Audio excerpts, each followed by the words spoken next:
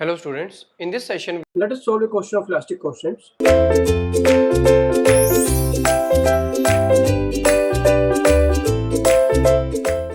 The Poisson's ratio of a perfectly incompressible linear elastic material is this. We have to find out that what is the Poisson's ratio of perfectly incompressible material. Incompressible material means the density of that material is constant.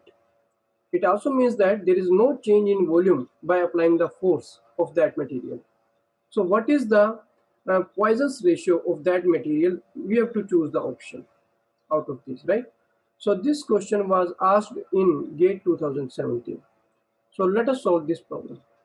in this question we are given with a incompressible material, perfectly incompressible material, and we have to find out what is the Poisson's ratio of a perfectly incompressible material. When we talk about a perfectly incompressible material, it means we are talking about density, right? The density of the material is constant even by applying the forces, right? So density is constant of that material.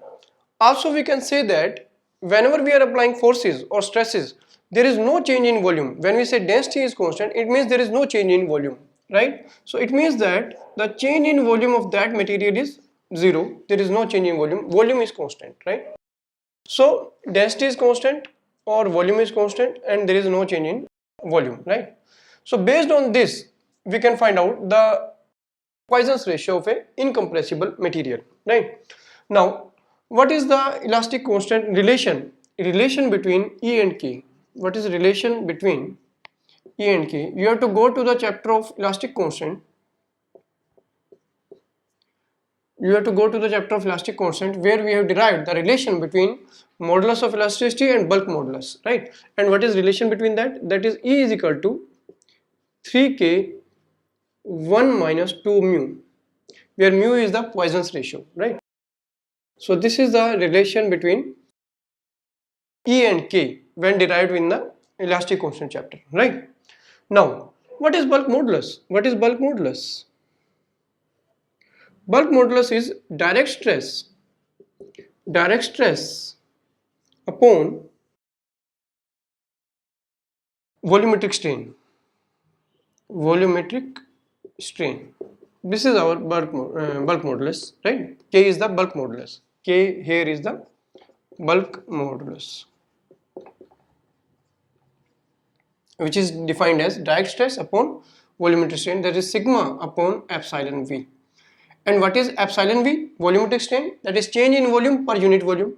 So this is sigma is change in volume per unit volume. So we can write sigma V upon delta V, right? So this is our bulk modulus K, sigma V upon delta V, change in volume, right? So we can put here in this equation that E equal to 3 times sigma V upon delta V 1 minus 2 mu. And from here we can find out delta V, change in volume, as 3 sigma V upon E 1 minus 2 mu. So this is the change in volume of a material, right? Change in volume of that material, right? Delta V, right? 3 sigma V upon E 1 minus 2 mu. And for an incompressible material,